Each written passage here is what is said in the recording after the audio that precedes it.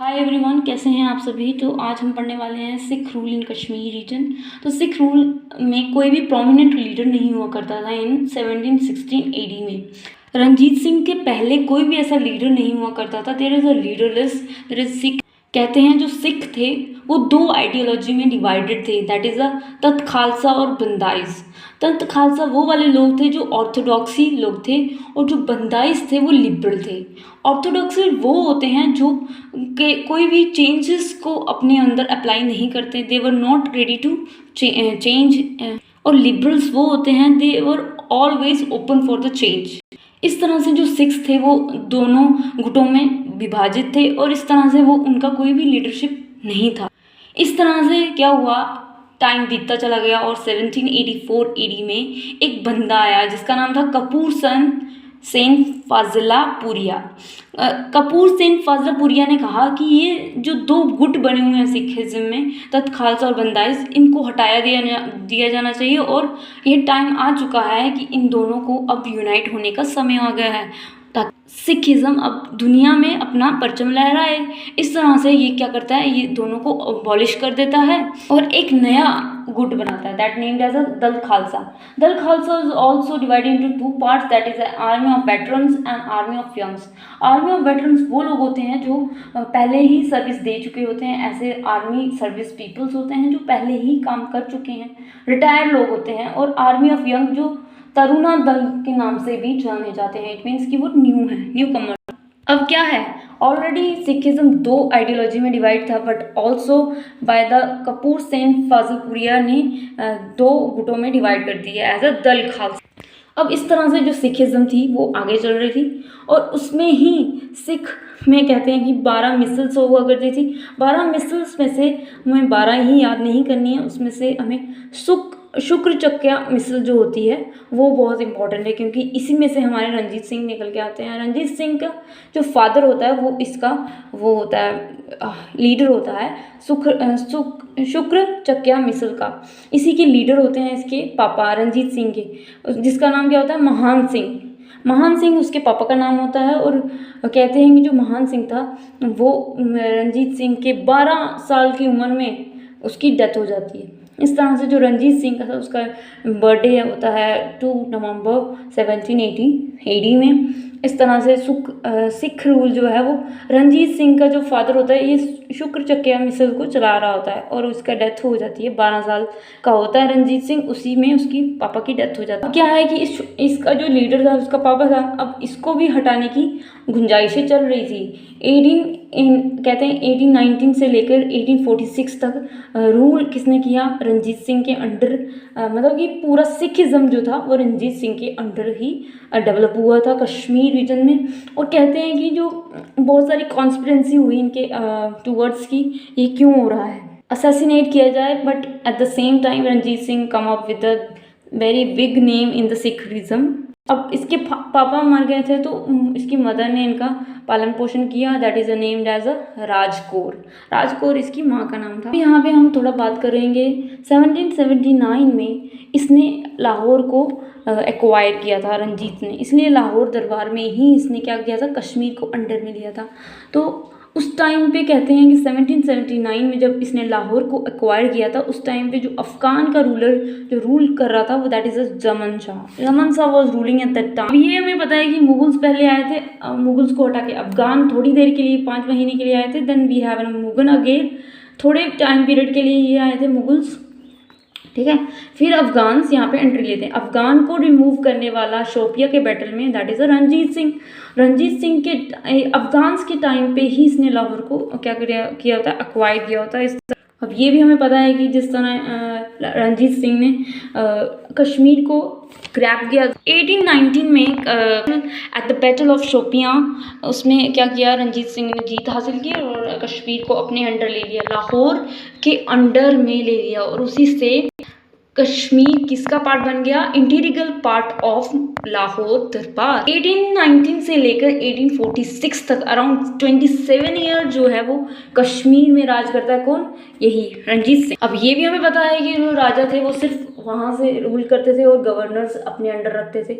अब इसके अंदर कौन कौन काम करता था एज अ उनके नाम समझा।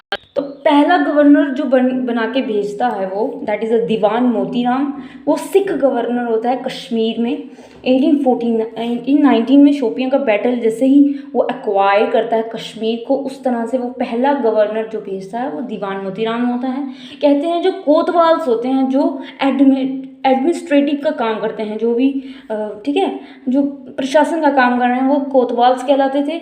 जो लॉ एंड ऑर्डर मतलब कि आर्मीज में रहते थे या कोई भी कानून की व्यवस्था अच्छे से चले, that is named as a thanedar. थानेदार को रखते थे। Wazir is very important in this. वज़ीर को एज अ सेक्रेटरी काम किया जाता था, क्योंकि वो क्या करता था, कोई भी ऑफिशियल डॉक्यूमेंट्स होते थे वो उसको राजा के सामने पेश करना होता था, वज़ीर करते थे। वज़ीर वेरी कनेक्टेड टू द, कोई भी बिल पास करना था तो डायरेक्ट किससे कनेक्ट किया जाए, वज़ीर से। वज़ीर क्या करेगा, डायरेक्ट राजा से संवाद करेगा। कुल पुरोहित जो होते थे, कुल पुरोहित एक रिलीजियस एडवाइज़र होते थे, जो मतलब कि कोई भी रिलीजियस काम करना होता था वो राजा को एडवाइस करते थे, इसलिए कुल पुरोहित इज़ वेरी इंपॉर्टेंट। उस टाइम पे उद्धव को वज़ीर बनाया गया था, किसके द्वारा, रंजीत सिंह के द्वारा। और रंजीत सिंह जो है एज अ गवर्नर भेजता था कहाँ पे, कश्मीर में, और एज अ लाहौर दरबार के अंडर कश्मीर काम कर रहा था। मियाँ सिंह एक फेमस गवर्नर है जिसको कर्नल के नाम से भी जाना जाता है, और कहते हैं ये एक अच्छा गवर्नर कहलाया गया इसलिए हिस्ट्री में, इसलिए रंजीत सिंह के अंडर इसको भी पढ़ा जाता है। 1830 में बहुत बड़ा काम होता है। As we know that Harmandir Sahib that is Amritsar का जो गोल्डन टेम्पल है उसको बोला जाता है हरमिंदर साहिब। वो किसके द्वारा बिल्ड किया गया था, गुरु अर्जुन देव के द्वारा। वो कौन थे, गुरु अर्जुन देव was 5th Guru of Sikhism. Sikh religion के 5वें गुरु थे कौन, अर्जुन देव। और कहते हैं जो 1830 में जो रंजीत सिंह था उसने क्या किया था, उसकी जो गोल्ड कोटिंग करवाई थी, गोल्ड जो फॉइल कराई थी, वो किसके द्वारा की गई थी, रंजीत सिंह जो है राजा उसके द्वारा। 1830 के बाद 1832 में विक्टर जैक माउंट जो है वो एक फ्रेंच नेचुरलिस्ट होते हैं। वो क्या करते हैं, कश्मीर में दौरा करते हैं और क्या करते हैं, विक्टर जैक माउंट जो है वो क्या लाते हैं कश्मीर में, बोटेनिकल सर्वे करवाते हैं। एज अ नेचुरलिस्ट होते हैं और अपना काम 1809 में एक बड़ी ट्रीटी साइन की जाती है, किसके द्वारा, रंजीत सिंह के द्वारा। किसके बीच में, अंग्रेजों के बीच में, जो एक ट्रेडर बन के आई थी हमारे देश में 1600 ठीक है 0 में, और ब्रिटिशर जो एज अ ट्रेडर आए थे, as a British Indian company, ठीक है, ईस्ट इंडिया कंपनी की तरह से, और रंजीत सिंह से ट्रीटी करते हैं, साइन करते हैं, that is a treaty of Amritsar. कहते हैं ट्रीटी ऑफ अमृतसर जो है वो एक बड़ा कारण बनती है फर्स्ट एंग्लो वॉर आगे जाके, ठीक है, इसको भी पढ़ेंगे। उसके बाद कहते हैं ट्रीटी ऑफ अमृतसर में क्या था, रंजीत सिंह और किसके कंपनी के बीच में ये ट्रीटी साइन करते हैं। और एक कहते हैं इस ट्रीटी में क्या लिखा था, एक सतलुज रिवर थी, ठीक है, उसके नॉर्थ में कौन रहेगा, सिखिज्म, जो भी सिख रूल चल रहा था, तो सिख रूल वहीं पे बनाए, और नीचे जो ब्रिटिशर थे वो कहते हैं हम अपने साउथ टेरिटरी में रहेंगे और आप अपनी नॉर्थ टेरिटरी में रखना। इस तरह से दोनों अपनी अपनी टेरिटरी में रहे। ये इस तरह से जो है ट्रीटी साइन की गई थी ब्रिटिश और रंजीत सिंह के बीच में। ये हुई थी 25 अप्रैल 1809 में की गई ट्रीटी। अब 1838 में ट्रीटी नंबर 2 में कौन सी थी, ट्राइपाइट की ट्रीटी थी। ट्राइपाइट की ट्रीटी जो है वो 3 लोगों में की जाती है, ये भी हमें पूछ लिया जाता है, that is a britishers, Ranjit Singh और अफगान्स के बीच में की जाती है ये भी ट्रीटी हमें। Before we moving on to 1839, we have to talk about the Ranjit Singh ने 1834 में गिलगिट लद्दाख और बाल्टिस्तान में क्या किया था, यहाँ पे उनका लाहौर दरबार का पार्ट बन चुका था। इन्होंने यहाँ पे अपने कमांडो को भेज के, that is named as a general Zorawar Singh. एक कमांडर था किसका, गुलाब सिंह का, आगे जाके हमें पता चलेगा। मेनली ये गुलाब सिंह का कमांडो था, बट एज अ किसके अंडर काम करता था, रंजीत के अंडर काम करता था। और सिंह था वो एक आँख से अंधा था। किसके अंडर में, जोरावर सिंह के अंडर में। गिलगिट लद्दाख और बाल्टिस्तान किसके अंडर आ गया, लाहौर दरबार के अंडर आ गया, और रंजीत सिंह के एम्परर के अंडर आ गया। 1839 में इसकी डेथ हो जाती है। इसके बाद कोई भी प्रोमिनेंट रूलर नहीं बचता, स्ट्रॉन्गेस्ट रूलर, पावरफुल रूलर कह लो, वो नहीं बचा। रूलर तो बहुत रहे, गवर्नर ऐसा बहुत रहे, ठीक है, एक नेम होता है, ठीक है, नेम इसके अंडर जो काम कर रहा था वो गुलाब सिंह काम कर रहा था।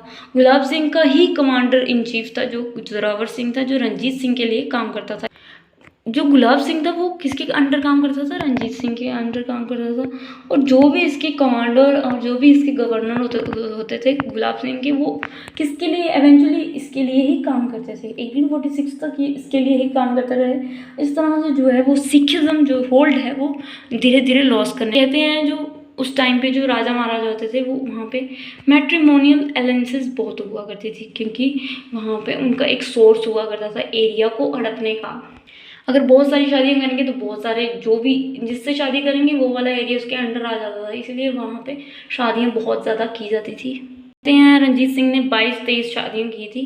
तो लास्ट शादी अगर याद रखें तो दैट इज़ द अपने एरिया को एक्सपैंड करने के लिए ऐसी वाइडली प्रैक्टिस की जाती थी, that is the matrimonial alliances. और जो उसकी लास्ट वाइफ थी राजा रंजीत सिंह की, दैट इज़ अ रानी जिंदन कौर, उसी का बेटा जो है वो दिलीप सिंह है, जो आगे हमें समझ में आएगा। Thank you for listening this video. This is just an overview related to the Sikhism in the Kashmir. ये हमने बात की हमारी 1819 से लेकर 46 तक जो है रंजीत सिंह की मृत्यु के बाद भी यहाँ पे रूल चलते रहते हैं गुलाब सिंह के under, but as a not a ruler. Gulab Singh अब जो है वो देखेगा कि सिखिज्म का जो होल्ड है वो ख़त्म हो रहा है।